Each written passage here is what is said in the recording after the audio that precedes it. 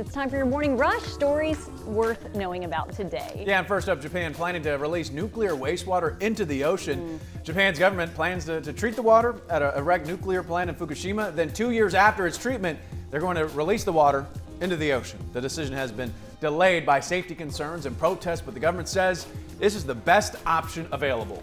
Next, another history-making nomination is in the works on Capitol Hill. President Biden plans to nominate Christine Wormuth to be the first female Army secretary. Wormuth was the Defense Department's top policy official during the Obama administration. And finally here, more fallout in Georgia over the state's new voting law.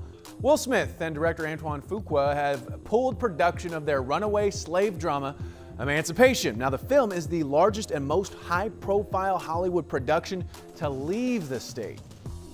All right, Cheetah, how's it looking as far as the pollen department this morning? Oh, my goodness. Well, Steph, you know, it really shot up yesterday. So this survey was taken yesterday, but I'm expecting us to stay just the same.